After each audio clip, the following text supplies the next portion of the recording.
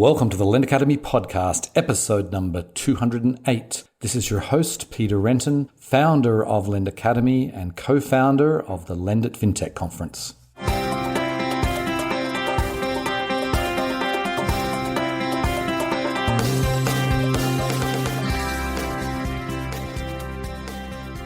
Today's episode is sponsored by Lend It Fintech USA, the world's largest fintech event dedicated to lending and digital banking. It's happening on May 13th and 14th, 2020 at the Javits Center in New York. Lending and banking are converging, and Lend It Fintech immerses you in the most important trends of the day. Meet the people who matter, learn from the experts, and get business done. Lend It Fintech, lending and banking connected. Go to lendit.com/USA to register. Today on the show, I am delighted to welcome Melissa Koide. She is the CEO and founder of FinRegLab. Now, FinRegLab are a fascinating new organization. They are actually an independent non-profit innovation center. And what that means is they're analyzing, doing research on different topics, and they're taking that research and they're trying to help inform public policy and really help drive the financial sector forward. And their first big project was around cash flow data used in underwriting. And wanted to get Melissa on the show because they've just released their report as you're listening to this, and wanted to talk about what they found out. Firstly, what the questions they were asking, what they were looking for, what they actually found out. And so we go into that in some depth. It was a fascinating interview. I hope you enjoy the show. Welcome to the podcast, Melissa. Hi, Peter. It's great to be with you. Okay, so I like to get these things started by giving the listeners a little bit of background about yourself. So maybe you can tell us what you've done in your career before FinRegLab. Sure, happy to do that. As I thought about this question, Peter, it's like, gosh, I feel like I'm kind of boring, but maybe not. I don't think so. Well, so I basically have stood up FinRegLab, which is a nonprofit research organization that was founded on the premise that independent, rigorous research is really a primary ingredient in helping to develop market norms and policy solutions that are ultimately what I think we're all after, right? Which is enabling safe, certain innovation in financial services. And I know that's a priority for policymakers as well as the market more broadly. But I think one of the sort of notable things about me and what I've done is this, if you will, policy entrepreneur, is I definitely became an entrepreneur at the age of 47, which is apparently the average age of female entrepreneurs. And I decided to establish FinRegLab after a number of tours, if you will, inside federal government and inside policymaking halls, particularly of the U.S. Treasury Department. I led the Office of Consumer Policy for 4.5 years at the U.S. Treasury in the Obama administration, and part of my team's responsibility, which actually you know well, Peter, you came in and met with me at least once, was really trying to develop the administration's understanding of the real opportunities and benefits, as well as the risks of using data in the financial system and new types of data in the financial system, and really understanding the opportunities and risks of new technologies in the financial system. And what does this mean for consumers, and what does it mean for retail financial services and small businesses? And then what are the implications for making sure that people are protected in our financial system, and these new entrants into the financial system really are still maintaining safety and soundness of our overall financial system. So we heard from hundreds of people. My team, Treasury Secretary, my colleagues across the regulatory community, right? Hundreds of people with lots of very thoughtful points of view, but all coming in the door really with an agenda, with, if you will, an advocacy point of view. And what we didn't have was any independent resource that, frankly, wasn't coming in the door with an advocacy agenda, but instead just coming in the door and saying, you know what, you have these particular policy questions or regulatory questions when it comes to using a certain type of data for a certain type of financial product or financial service. And here's what empirically that information will tell you. And so it was the lack of that type of independent research that was apparent to me. And frankly, I think it's quite apparent to regulators, legislators. And so that lack of that role was the kernel of an idea that I had while sitting at Treasury, that when my time was over, that I would try to, suss out if I could stand up an organization that could go out and try to do some of that much needed research. Mm-hmm. Okay, so then you obviously left Treasury when the new administration came in, and how did you actually go about it? Who did you reach out to? I guess, who were the supporters? Who are the people that are sort of working with FinRegLab to make it a reality? Yeah, that's a great question. Well, the first thing I did was, frankly, while no longer a government employee, I made the rounds to sit down with the folks in the regulatory agencies, and in particular, the parts of the regulatory agencies, both federal but also state, consumer protection as well as the prudentials, to really start to create a set of, basically a list of questions that would help to inform the research agenda for this research organization. And at the same time, I knew how important it was to really structure FinRegLab as this honest broker, meaning an entity that really could engage industry, because ultimately to do research of the type that we're doing, we have to have the trust of industry. And importantly, we also obviously have to have the trust of the policymaker community. And that meant that it was standing up this organization as a non-for-profit organization, and also raising money from the philanthropic community, from philanthropists who really also understand the need for this type of sophisticated research and evaluation. And so we felt really fortunate. The Omidyar Network, they've renamed themselves Flourish, the financial services division, came in a really thoughtful way, and I think really wanted to support, if you will, entrepreneurs of the type that I was setting out to be, policy entrepreneurs who were trying to think about how do we leverage the data and technology for good. And so they have come in, they basically said to me, we believe in your mission, show us you can do it, show us that you can engage industry and get the regulators to the table. And we've been able to do that. And so it's been a real win-win. Okay, so then you got set up, and there's, I imagine, many, maybe dozens of topics that you could choose to really dive into as your first research project. And so I'm curious about why you decided to choose cash flow data and underwriting as the first sort of deep dive research topic. So our true north, while not being an advocacy organization, our true north is around financial health and financial inclusion. And I think we all realize that access to affordable credit plays a really central role in helping consumers, but also small businesses, in improving their financial health, managing short-term financial gaps, unexpected expenses for small businesses, really enabling the small businesses to manage revenue gaps, but also build and grow. But yet we have millions of people across the country who lack access to affordable credit. We have over 15 million sole proprietors who, at some point in time are going to be able to need to be able to access affordable credit. And so really honing in on where data could be advantageous for helping to evaluate some of these individuals as well as small businesses felt like a really meaningful opportunity to help sort of evolve our small business credit market for consumers and small businesses. So then did you have specific goals with the project, things that you really wanted to find out? Absolutely.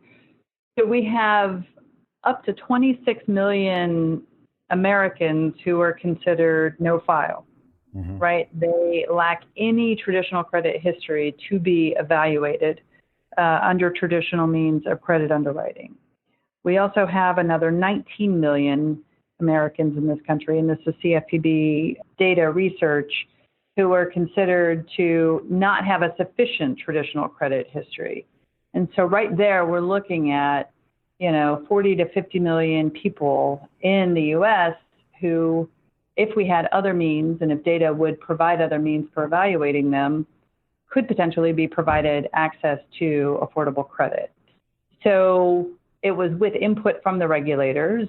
It was with engagement from a number of the fintechs in the market that we decided to really hone in on this question of how might this new type of data, and it's actually not all that new, it's transaction activity data, how might information that you can glean from a bank account of a consumer or a small business, how might that data help lenders evaluate credit risk of people who otherwise might be turned down or might be priced differently than they would have otherwise been evaluated under traditional means.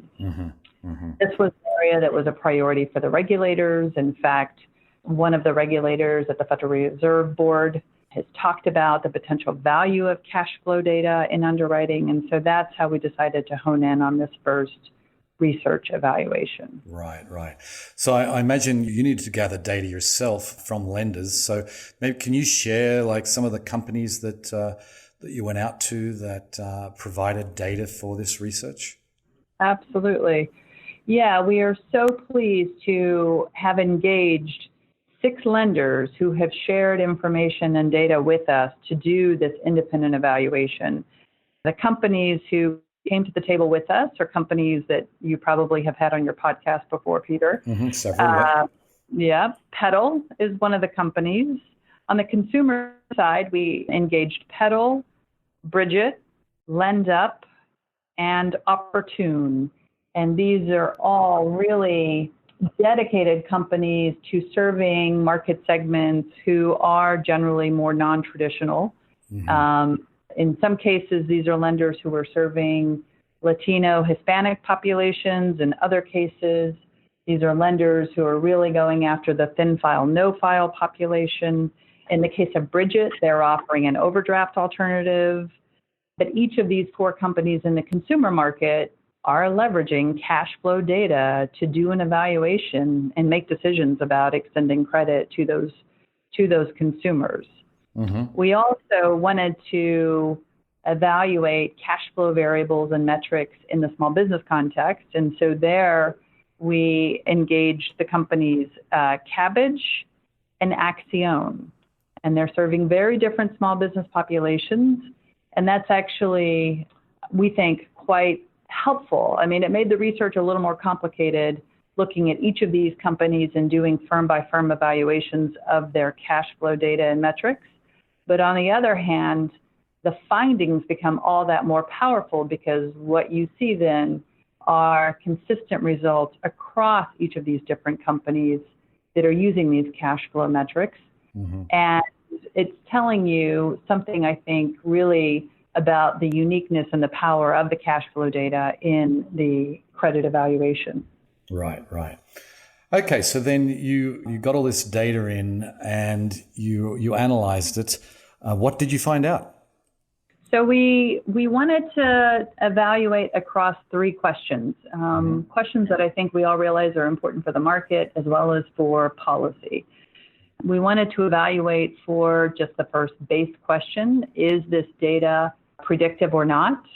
We also wanted to evaluate, is the data enabling these lenders to serve populations who otherwise might have been turned down under traditional credit evaluation? And then from a very policy specific but market important question, we wanted to evaluate fair lending implications of the use of this data. And each of these we think are pretty foundational. We, over the course of basically 9 months, we brought in the data from each of the companies And I'm happy to share with you, Peter, and your listeners that our analysis definitively confirms that these different types of cash flow data and metrics that these different companies are using to underwrite unsecured consumer and small business credit are actually being used. And we found in our independent evaluation compelling evidence indicating that the cash flow variables and scores are predictive of credit risk and loan performance across these heterogeneous sets of providers, the different populations they're serving, and the products that we studied. Standing alone, this is, I think, really a couple really important things, and you're going to see a lot of this in detail in the report itself. But standing alone, cash flow metrics generally performed as well as traditional credit scores. So we were comparing them against FICO and other traditional credit-based scores. Mm-hmm. And that finding suggests that the cash flow variables and scores can provide meaningful predictive power among populations and products that are similar to the products and the populations who we evaluated in this research. But another really important insight that we gained on the predictiveness question, our analysis also indicated that these cash flow data and the metrics provided different insights into the credit risk than what the FICO-based, more traditional credit risk metrics would show you. And so when you get a chance to read through the report, we actually have a number of heat maps that are broken out participant by participant, and you will see the level of granularity that the cash flow is able to offer in terms of measuring or assessing credit risk, which is actually different than what you can see according to the different FICO bands. So I think that's really, really kind of an important outcome or learning from the research that we've done. Mm-hmm. And so what about the question about serving new populations? Did you find that that was also able to be done? We did. This was actually one of the harder questions that we found.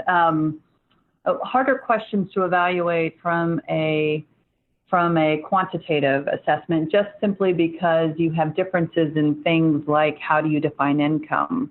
But we definitely found evidence that the participants in the study are serving borrowers who may have historically faced constraints in their ability to access credit. Mm-hmm.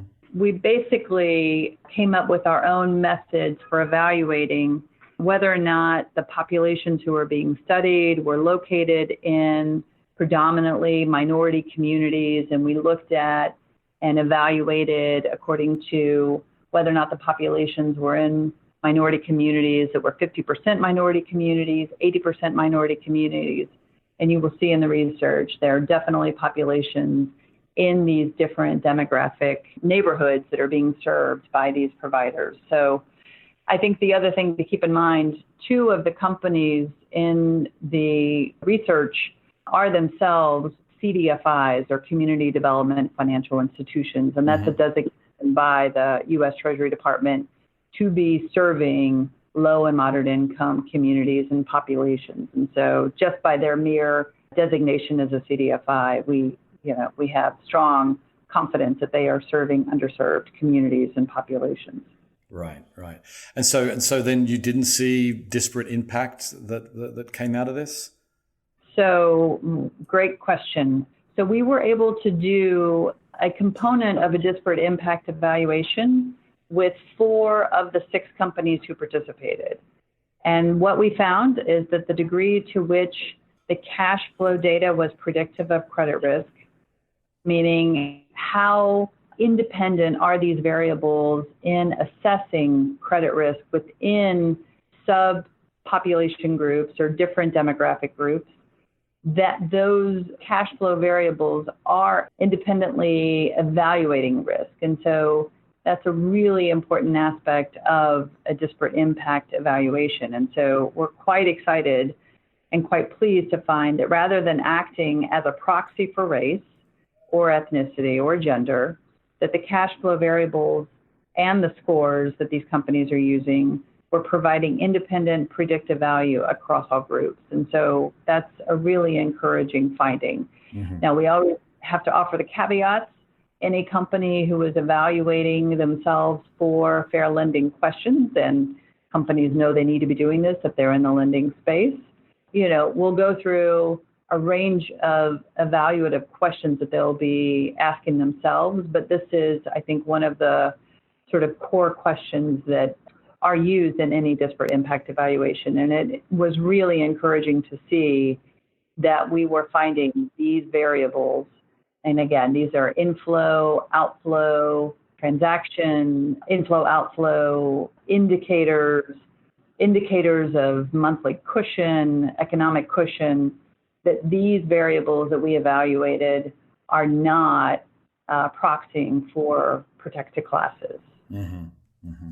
Okay, so the report, I mean, we're recording this, I know, a week before the report comes out, but by the time this publishes, it'll have been out a few days, and we'll certainly link to the report in the show notes. But so the report's coming out. What do you want to do with this report now? How do you think this research should impact public policy, for example?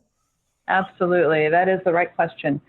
So let me back up a little bit. Part of the ambition of FinRegLab is to ask and respond in a timely fashion to some of these pressing opportunities for using technology and data, and to be this, as you heard me say, this honest broker that is able to bring all the stakeholders to the table, both to look and learn as we undertake these research endeavors. But there's another really important piece of the work that we do, and that is to put together, it's a very non-sexy term, but basically policy working groups to come together reflecting the different important voices in any policy evolution. So clearly market actors, from the incumbent banks to the fintechs to the data aggregators to the important voices of the consumers and the consumer's perspective. So consumer advocates are a part of these conversations, to ultimately look at what does existing law and what do the existing rules that exist that are relevant for a particular new use of data, what do they say about the existing use of data? Where are they stymieing the potential value of the use of data? And what are the potential ways in which policy and regulation, and even potentially laws, could evolve so that we are seeing the safe use of the data being brought into the financial system, and in this case, cash flow data being used in underwriting. Mm-hmm. And so over the past year, we held 3 policy working group sessions, and we had the regulators sitting at the table with us as we, week by week, over a 2.5-month period, evaluated and considered what are the fair lending implications, what are the fair lending legal implications, what are the policy implications. Another working group was very focused on the data flow and what do existing laws, the Fair Credit Reporting Act, the Gramm-Leach-Bliley Act, what do they say, where do they stymie the potential value and flow of data in these ways, and then important questions around, from a very sort of consumer-centric perspective, how does the consumer understand the use of the data? How do they give meaningful consent? If there is an adverse action notice required, how is that information conveyed to the consumer in a way that will be meaningful and potentially even actionable by the consumer? Mm-hmm.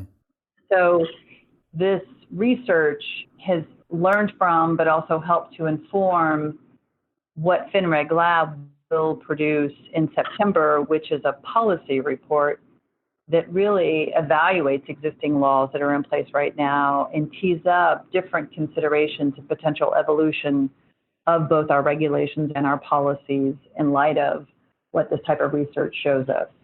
And so my hope is that this is something that will be widely read and considered by policymakers and the regulators as they themselves are having to think about these questions of alternative data. I mean, your readers probably, or your listeners probably, are very familiar with the fact that the GAO has asked the regulators to express an opinion about alternative data and what it may mean. Next week, we're going to have a congressional hearing that's focused on alternative data. And so we think we're hitting a really important moment in the policy evolution process where we're bringing facts to the table that get us beyond just sort of the different points of view and advocating of the different points of view.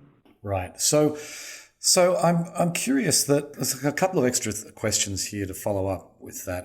As you were talking, I was wondering about privacy, because that's a huge topic, and I'm sure the legislators are going to be, concerned about any negative impacts there, because you're diving into someone's bank account for cash flow data. There's certainly that issue. So maybe let's just start with that. Maybe you could comment on privacy implications here. Yeah, we are absolutely thinking about and writing about the privacy implications.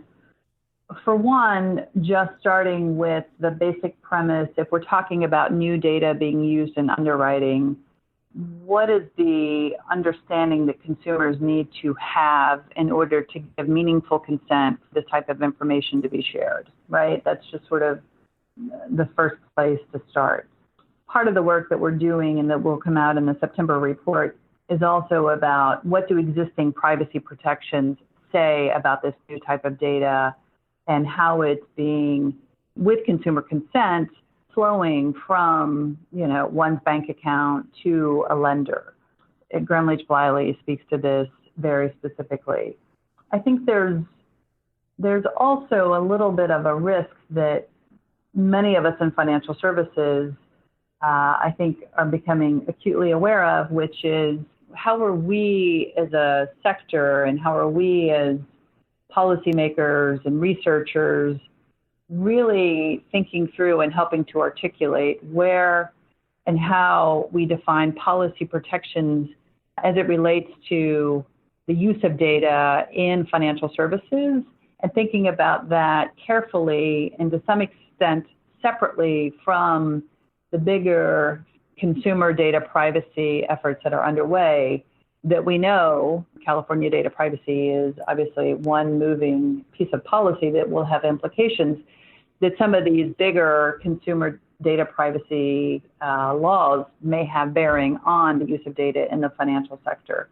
And so I think there is a lot more work for those of us in financial services to do to make sure that we are able to articulate where data and even new data in the use of underwriting, identity, fraud mitigation, where this new type of data can really be advantageous for protecting consumers, protecting our financial system, also making it very transparent for consumers about the data that would be used, but making sure that we're not in a way that ultimately harms the value of the data, getting caught up in these broader consumer data privacy movements. Right. Okay. So then what about, did you notice in your findings, were there any negatives for this? I mean, you touched on privacy, obviously, but is there anything else that you discovered that may negatively impact the consumer because of this, this new way of using data? I don't think that there wasn't anything in the research, frankly, that raised red flags for us. I think stepping back from the empirical work that we've done, I think we are all aware that we've got to really start to sort out and understand some of these expectations around privacy and how the financial sector is doing it right. I do think that there are big questions that we've got to think about in terms of, how are we allowing the sort of innovative use of data that many lenders, many fintech lenders in particular, are employing in terms of creating their own metrics and which particular types of transaction data that they, can put together that is very much sort of proprietary and their own secret sauce. How are we allowing for that level of innovation and flexibility to continue to thrive while also counterbalancing that with, if cash flow data, and our research suggests that it can be so effective at serving so many millions of people, how do we balance the need for allowing for innovation with the potential around standardization? Mm-hmm. Ultra FICO, you and I have talked about this, Peter.